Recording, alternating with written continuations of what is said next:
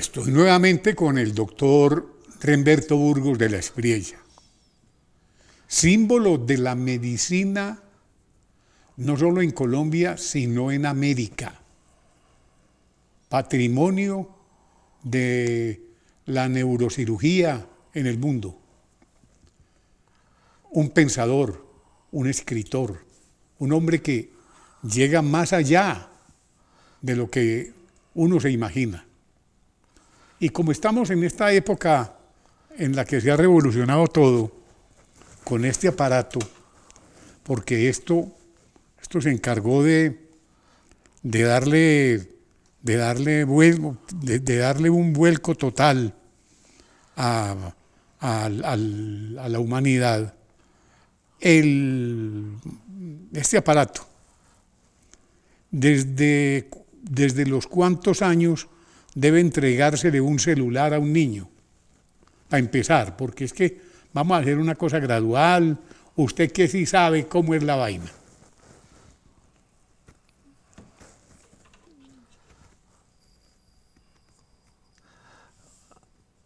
Hombre William, muy buenos días. Buenos días, mi doctor. Muy grato estar acá en yo diría que corte de pelo del 2023. Sí. En un país, William, que uno lo ve complicado, ansioso, lleno de incertidumbre, en donde cada día aparece una propuesta de construcción y resulta que a los 3 días la borran y aparece otra, y en ese altibajo programático el país se va desenvolviendo. Fíjese toda la cantidad de reformas que tenemos, ya unas aprobadas, otras son un borrador que la gente no ha asimilado, que la gente quiere entender y que los funcionarios responsables no tienen la capacidad de comunicar y de ejecutar hacia dónde vamos. Los niños están manejando, y de qué manera, estos aparatos, y todo se mueve en torno a esto. Y en ellos uno ve que el mundo está girando. ¿Por qué? Porque llega un padre de familia y dice, no, que me lo organice el hijo mío. Eso no puede tener una influencia nociva. El hecho de que un niño esté con un aparato de estos que sirve para orientar o desorientar a la humanidad. Yo creo que el celular como tal ¿Sí? es un gran invento. Bueno. Nos actualiza, nos comunica, nos pone en órbita, estamos informados de cómo van las cosas, tenemos un banco, por ejemplo, en el caso de los médicos, de pacientes hospitalizados que nos dan informe por la mañana, a mediodía, de cuál es la evolución. O sea, yo creo que el celular como celular es un gran invento y es un invento valiosísimo. Lo que pasa es que vienen los abusos del celular. Entonces la gente que vive permanentemente con el celular, que no sigue una noticia, sino que sigue, yo diría que un collage de noticias, y cuando usted le pregunta al final no sabe qué escuchó. Y los efectos obviamente colaterales del celular que están plenamente descritos.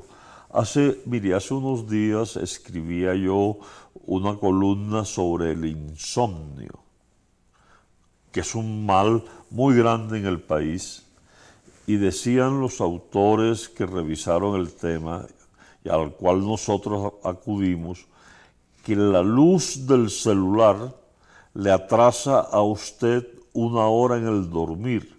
Y usted sabe bien, William, que una persona que no duerme, que no tiene el ciclo vigilia-sueño, es una persona que al día siguiente está cansada, está bostezando, no tiene energía, no tiene creatividad. En otras palabras, al día siguiente está dormido.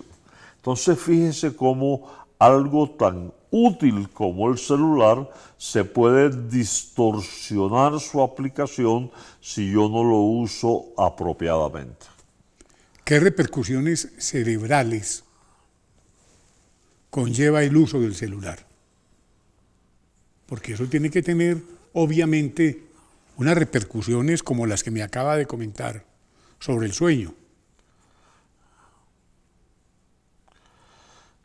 A ver, yo creo que las cosas que hay en el mundo son aplicables siempre y cuando uno lleve, como en todo, una disciplina en la ejecución. Si yo paso toda la noche escuchando o utilizando el celular, que es prácticamente infinito, pues yo voy a disminuir mis horas de sueño y voy a estar adormitado al día siguiente. Yo creo que el celular, si yo lo utilizo disciplinadamente a unas horas apropiadas, tiene una gran aplicabilidad en la práctica y en la vida diaria de todas las personas. Yo no concibo hoy salir de mi casa sin el celular porque quedaría, yo diría que desconectado de la vida de mis pacientes. Entonces yo tengo que estar Obvio. siguiendo al celular, atendiendo el celular, pero necesito lo que yo llamo una razonabilidad en la aplicación del celular, porque es que estar uno 24 horas al celular, a mí me parece que eso es una tendencia enfermiza que no construye, que lesiona al individuo y que lesiona a la comunidad.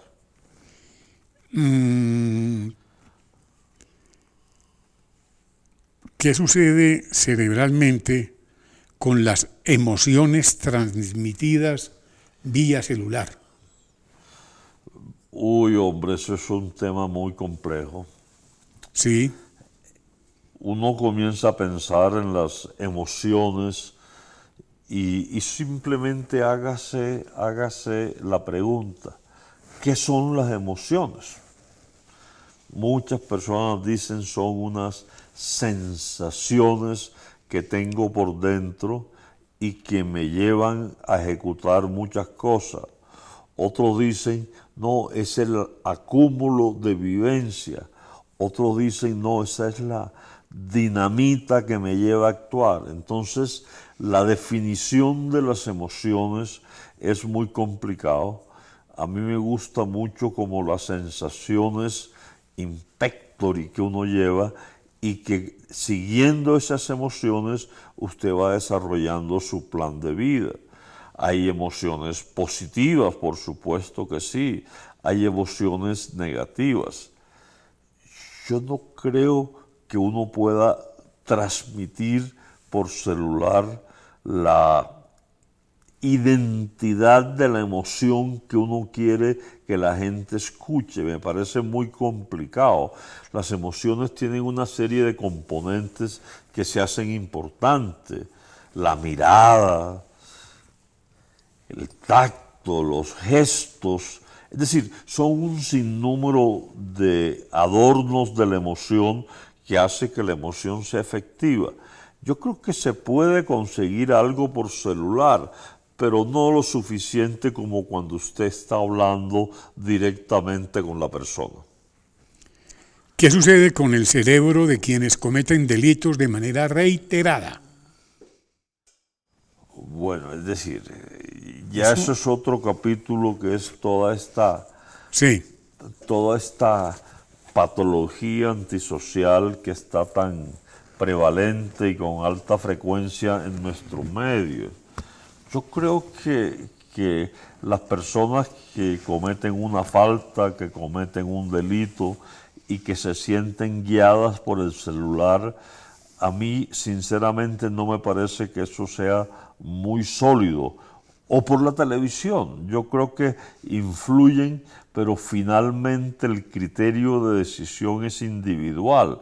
Uno tiene muchas vivencias para su cerebro, a través del celular, a través de la radio, a través de la televisión, pero finalmente quien decide es su cerebro. Atribuirle a uno que un comportamiento delictivo sea solamente porque la persona escuchó una noticia nefasta en un celular, me parece que es exagerado, William. Yo creo que se necesitan una serie de elementos que entran en juego antes de tomar una decisión, y uno de ellos obviamente son las influencias que recibe a través del celular, o incluso la lectura de un libro puede influir, pero la decisión final es la del individuo en su conciencia, en su personalidad, en su criterio.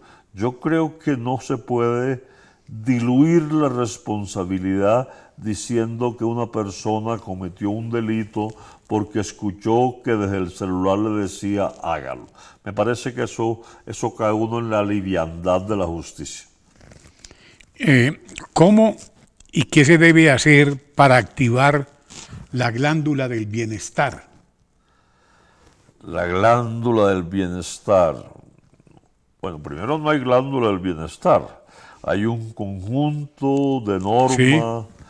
de normas que nos llevan a estar como lo mejor posible en el entorno. Yo creo que la glándula del bienestar tiene como muchos elementos.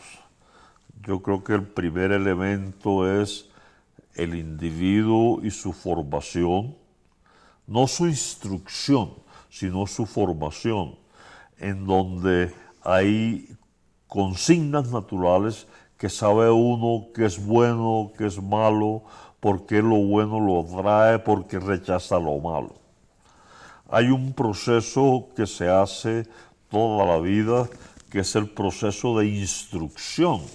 La instrucción tiene sentido en la medida en que madura el concepto de lo bueno y de lo malo. La instrucción que no llega, hombre, se queda en el aire y esa no sirve. Entonces el proceso de instrucción, hay una serie de vivencias y de creencias que cada individuo tiene. Hay personas que creen en la parte religiosa, otros no son católicos y creen en otro, pero alguien tiene esa percepción de que encima de esto hay un ser superior, ajeno a cómo se llame, que es como a quien nosotros rendimos cuenta. Y yo creo que ese ser superior influye también en los criterios. Entonces fíjese que hay como una naturaleza en donde está lo bueno y lo malo, hay una instrucción que lo codifica y hay como un ser superior, llámese como se llame, a quien nosotros le rendimos cuenta. Entonces esos tres aglutinados forman lo que yo llamo la personalidad y el carácter del individuo. Hoy se gobierna, hoy se gobierna con la emoción o por la razón. Hombre, llevamos tantos años discutiendo eso. ¿Qué predomina? La emoción y la razón, y no hay respuesta. Yo diría que la emoción está en uno, está ahí, brota enseguida. La razón llega más tarde y se unen, y esa combinación de emoción y razón dejan por fin el criterio de la acción. Yo diría que uno puede ser en ciertas circunstancias eminentemente emocional o serenamente racional, pero que en todas las decisiones hay los dos elementos. La parte de la emoción que brota enseguida y la parte de la razón que tiene un tiempo que se va formando y no regula la emoción, sino que hace que la emoción conserve su posición. Después de lo que nos pasó con esta pandemia, llegó la depresión que se apoderó de la humanidad. ¿Qué efectos nos dejó esa depresión? Le dejó esa depresión al mundo, porque todo está patas arriba. Esa es una excelente reflexión. ¿Qué dejó la pandemia? Sí, exacto. Es que es algo bastante... A nosotros nos tocó eso. ¿Qué aprendimos de la pandemia?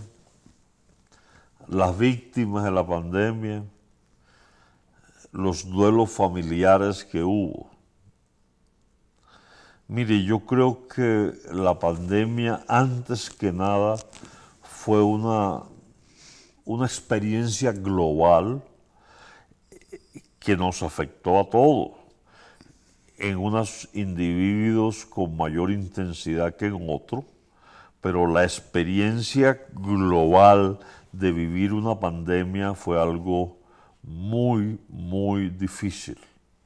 Yo le puedo contar esto, en lo personal, por ejemplo, yo estuve, cuando empezó la pandemia 2020, de marzo a junio, encerrado en mi casa. Uy, Dios. Yo no salía a nada, estaba inhabilitado por las clínicas porque a los mayores de 65 nos quitaron los privilegios transitoriamente para protegernos y la pandemia se convirtió en un encierro en un apartamento. Y si usted recuerda esa época, William, a nosotros nos daba miedo salir. No salíamos porque pensábamos que el COVID los iba a atacar, los iba a afectar y estábamos aprendiendo de la pandemia. Entonces, la pandemia fue una experiencia global que si uno la aprovecha en el buen sentido, dejó muchas, pero muchas enseñanzas, pero también algunas tristezas. La pandemia obviamente nos dejó la depresión, ¿cierto? No hay duda. O sea, Que nos sumió en un estado de... mire, póngalo o dígalo en esta forma. A ver, Yo creo que la pandemia crucificó muchos hogares. Muchos.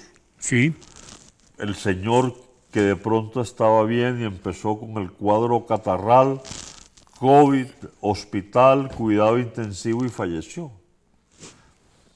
Eso fue una cosa inesperada, no contada. La gente nunca pensó que podía afectarse y así hubo muchas familias. En Colombia yo creo que debemos estar muy cerca de los 200.000 colombianos que fallecieron por la pandemia. Eso es una tragedia, por Dios, 200.000 colombianos. Eso enlutó muchos hogares, eso cambió la ruta de muchas familias, eso dejó huérfanos, dejó viudas, en fin, no, yo creo que la pandemia como experiencia global fue una experiencia valiosa, pero valiosa que dejó mucho, pero mucho sacrificio. arruinó económicamente hogares. Claro, claro, yo creo que una familia que pierde un hijo de 25 años, o un padre de 60, o una madre de 50, queda golpeada, William. Usted le pregunta eso. Pero no solamente miremos en la tragedia de los que fallecieron. Hable con alguna persona y le pregunta qué le dejó a usted la pandemia. Y muchas veces encuentra una emoción, por decirlo así, de depresión, de tristeza, de lejanía. Absolutamente clarísimo en eso. O sea, la pandemia desencadenó depresión, ansiedad, angustia, altibajos emocionales, muchísimo. ¿Cuánta gente en el 2020 tenía proyectos de construir, de hacer, de expandirse? Y resulta que llegó la pandemia y se acabó ese año. Ese año no hicimos nada. Nada. El 2020 fue un año en donde la pandemia marcó cómo iba a caminar el país. Entonces la pandemia, le insisto, hay que tenerla como una experiencia global que dejó muchos efectos en los colombianos. Tenemos obviamente, ¿qué experiencia se recoge de eso? Porque es que rescatar de los restos que dejó esto es muy difícil. No, yo creo que no hay duda, hombre. La pandemia dejó muchas lecciones, muchas vivencias, algunas muy productivas para el crecimiento interior del individuo, otras muy destructivas para la evolución natural de una familia. Entonces, cuando uno mira los dos extremos, el que creció y el que desafortunadamente, como te decía, la pandemia crucificó, la pandemia fue una experiencia de muchas secuelas en el país, de muchas. Nosotros de pronto todavía no hemos evaluado la dimensión de la pandemia. Pero es que a mí me preguntan, ¿y la COVID se fue? No, la COVID está con nosotros. Todos los días hay casos nuevos, la gente se infecta, le decimos que utilicen las medidas de higiene básica y no lo hacen, adquieren la enfermedad. Obviamente pues ya el país tiene una madurez para tratar este tipo de problemas, el recurso médico está preparado, tenemos una importante capacidad en cuidado intensivo, en hospitalización. Es decir, es muy difícil que la pandemia alcance las dimensiones del 2020, pero de todas maneras la pandemia está aquí. Hoy de pronto no se comporta como un cuadro catarral severo y caótico para el paciente. Hoy es un cuadro catarral que manejamos y que por eso insistimos que el único antídoto que tenemos es las vacunas y su refuerzo. No hay más. Quien no se vacune, quien no se refuerce, va a tener dificultades en adquirir en el sitio menos esperado una nueva carga del virus que lo pueda afectar definitivamente. Trasladémonos a otro tema. Los efectos de la marihuana y la cocaína en el cerebro. Esto es de no acabar, porque es una vaina que todos los días se vive, se multiplica, crece. Mire, usted habló tangencialmente A ver, de la pandemia y el cerebro. La pandemia y el cerebro, o sea, la enfermedad y el cerebro.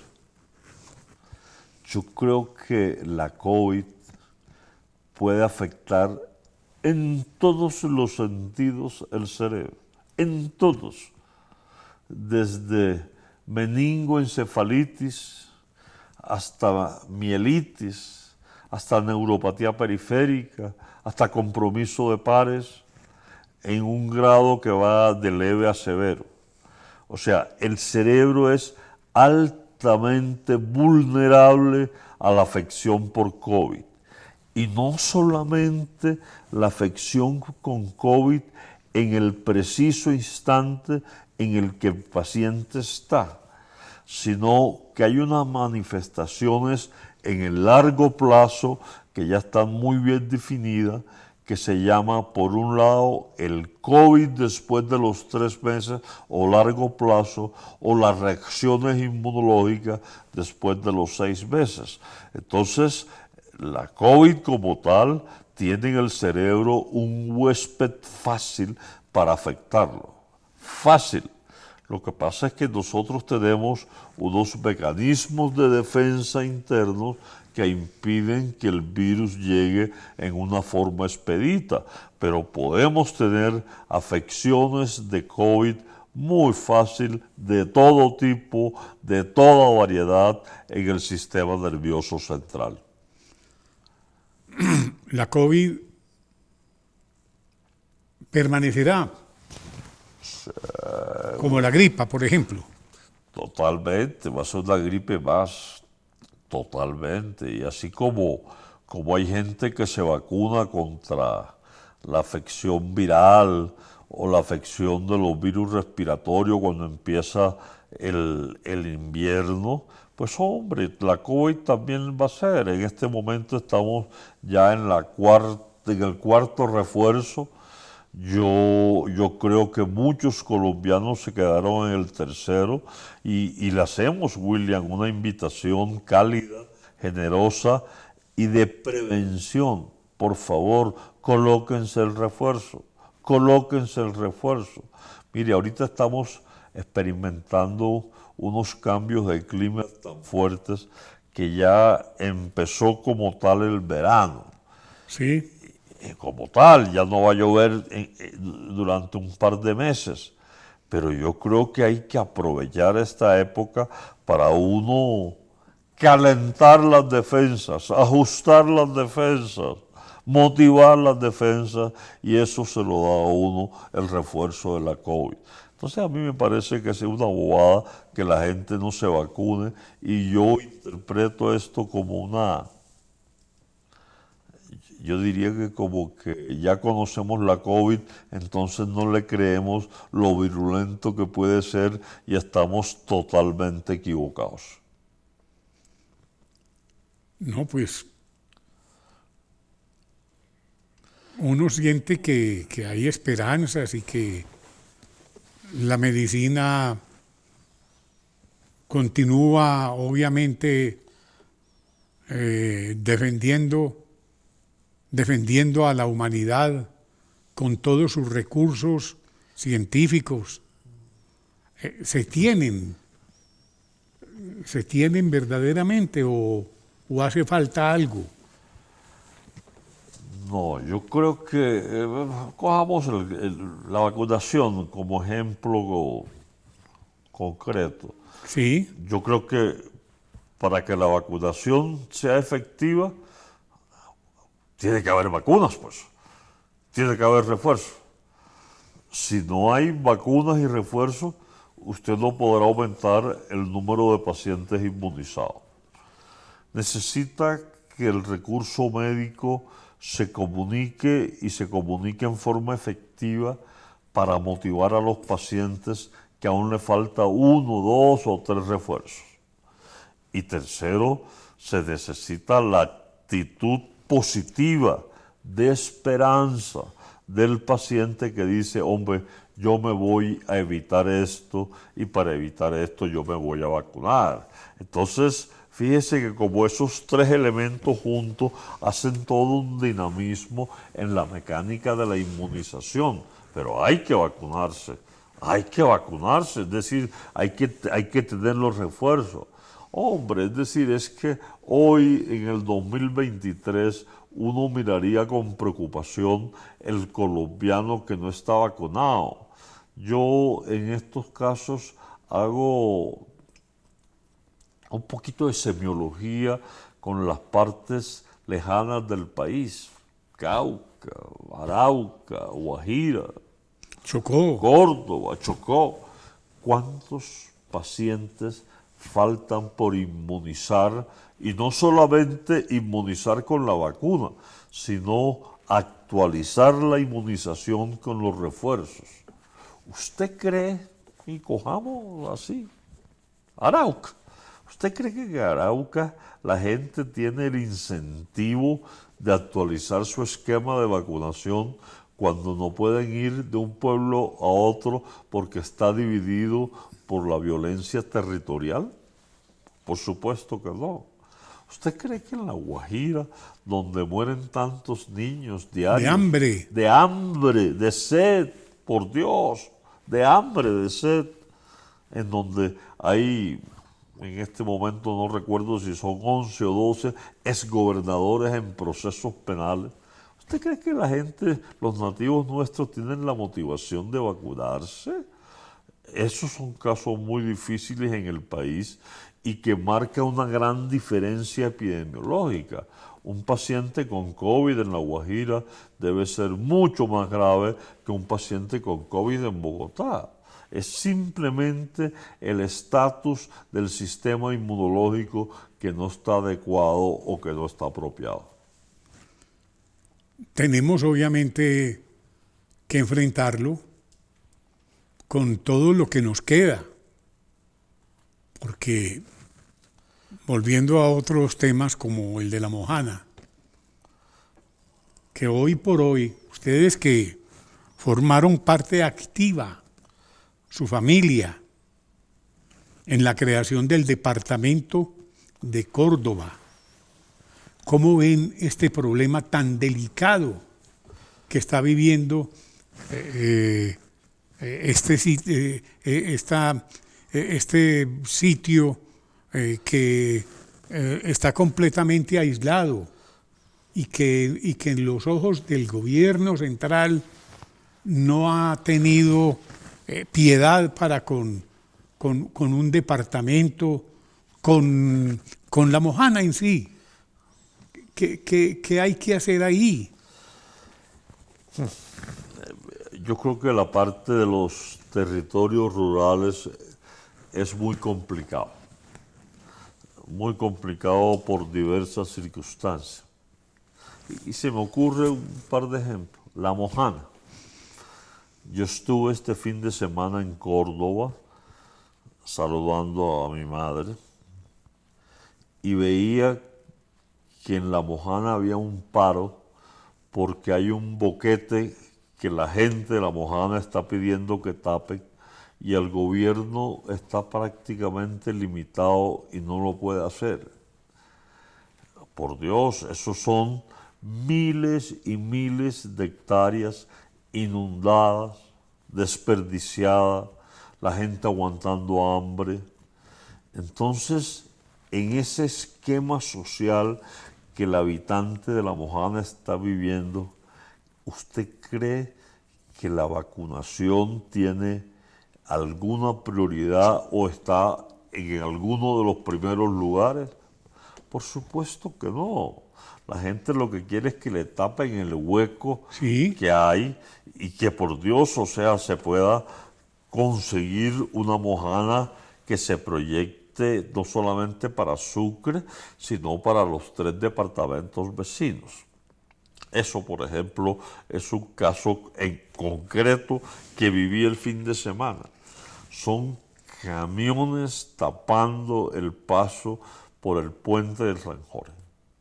Y la gente no puede pasar. Y eso está inmovilizado. ¿Y dónde está la autoridad? El problema es no solamente dónde está, sino cómo van a hacer. Es que hay tanta promesa acumulada que se perdió la credibilidad. Y ya la gente dice, nosotros no creemos, nosotros queremos acción, que nos solucionen esto, que solucionen esto. Y resulta que el problema es de una ingeniería mayúscula que necesita una serie de cambios importantes en La Mojana. Vamos a coger Córdoba. Córdoba yo diría que tiene como 3 ADN. Tiene un ADN muy próspero, que es Montería. Montería tiene un dinamismo bárbaro, bárbaro. No me pregunte las influencias, que usted sabe muy bien de dónde vienen. Así es. Las influencias de Montería es toda la vecindad que hay, pero el DNA es absolutamente impresionante. Mire, yo creo que Montería hoy debe tener entre 600 a 700 mil habitantes, y después de Barranquilla es la ciudad con mayor proyección que hay en la costa.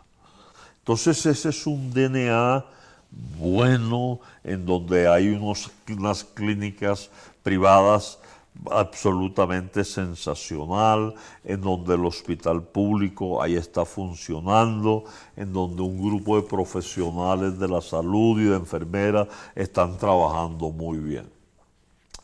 Hay un DNA que yo llamo intermedio. Estos municipios nuestros que están lejanos, en donde yo encabezaría con Ayapel, Chinú, San Andrés de Sotavento, en donde se han hecho algunas cositas, pero hay muchas necesidades insatisfechas. Yo diría, William, que en estos municipios el 50% de los cordobeses tiene necesidades básicas insatisfechas. Entonces, ahí es muy difícil llegar con un programa de salud efectivo. El costo del programa de salud, yo pienso que se pierde en el viaje. Y lo tercero es la Córdoba de las fronteras, lo que hemos dicho y escrito muchas veces, de veredas, corregimientos, municipios que no conocen los pasos del gobierno seccional. La gente busca más el bienestar de un departamento vecino que preocuparse por ratificar a Córdoba como sede del centro territorial. Entonces, ese DNA es absolutamente muy complicado. Entonces, dentro de un departamento pobre, con necesidades básicas insatisfechas, castigado por la corrupción y por la violencia, hay 3 DNA en 3 sitios distintos, y nosotros no hemos salido del departamento de Córdoba. Entonces, un departamento que puede ser mucho más dinámico, mucho más productivo, le falta eso, la entrega de los funcionarios para nivelar en un solo ADN la ciudadanía cordobesa. Teniendo en cuenta que Montería ya está prácticamente a la par con Barranquilla, porque el progreso, el empuje, el dinamismo que tiene Montería es inmenso. ¿Qué va a pasar con lo que usted hablaba ahora aquí, doctor, del tema de la salud? Que allá se controla, que allá es eficaz, pero aquí con la salud en manos de un corcho, dándole vueltas a un remolino, ¿a dónde nos lleva? ¿A dónde nos lleva? Yo le digo, si esto sigue así, los municipios que están en la frontera cordobesa se van a descuadernar. La salud va a ser algo estrictamente paliativa y de primeros auxilios. Los hospitales no van a crecer. Entonces, ¿para El dónde? recurso humano va a migrar. Se va a perder todo. Claro, el recurso, Todo lo que usted sembró con su familia, para que hablemos claro aquí. el recurso humano va a migrar a ciudades que se vean más prósperas, y hay 3, 4, que yo diría que son el eje: Montería, Cereté, Sagún y Lorica. Entonces son ciudades más prósperas, más optimistas, más fecundas, hay más disciplina de Estado, la gente se preocupa más. pero las personas que viven en Puerto Libertador, en Ayapel, en San Andrés de Sotavento, en Los Córdoba, van a quedar olvidados. Y son municipios que no van a crecer, no van a progresar. El desarrollo de esos municipios va a estar detenido por la misma inercia de la ciudadanía, por decirlo así, que le ha faltado el impulso renovador del gobierno seccional. Entonces, eso es lo que va a pasar. Montería va a quedar detenido allí. Y Montería va a seguir creciendo bárbaramente, Sí, pero los municipios lejanos de Montería, especialmente los que pisan la frontera con los otros departamentos, van a estar muy, pero muy, muy atrasados, con un DNA que no prospera. Esa es la situación real de Córdoba. si nos trasladamos al sur del país, para que hablemos claro, hoy por hoy el aislamiento, por cuenta obviamente de la naturaleza, por lo que ocurrió allá, esta gente está viviendo la peor de sus crisis. Allá el hambre, la desnutrición, no hay abastecimiento, no hay gasolina, porque uno va a Mocoa, todos los sitios que tienen que ver con el sur del país se encuentran completamente desprotegidos por la falta del gobierno. Es que el gobierno está dedicado a viajar, a pasear. El presidente se va para Europa, se va para el Japón, se va para otros lugares del mundo y se olvida de lo que esencialmente requiere la presencia del Estado. Mire, hay dos ejemplos que conocemos todos los colombianos, pero de cuando en cuando hay que hacérselos absolutamente vigentes. Arauca. Arauca tiene un problema de violencia Permanente. muy serio. La vecindad con Venezuela hace mucho daño. Allí hay como un ascensor que se abre y se cierra.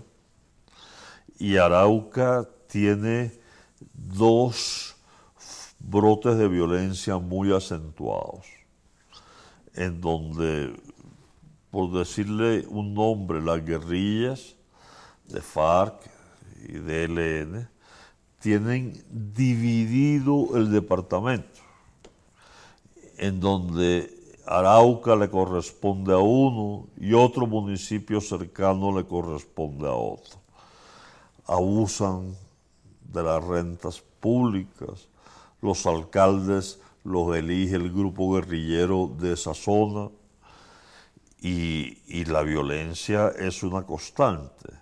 Entonces, un departamento que tiene esa división sectorial por la violencia, en donde no se puede ir de un sitio a otro, ¿cómo va a progresar?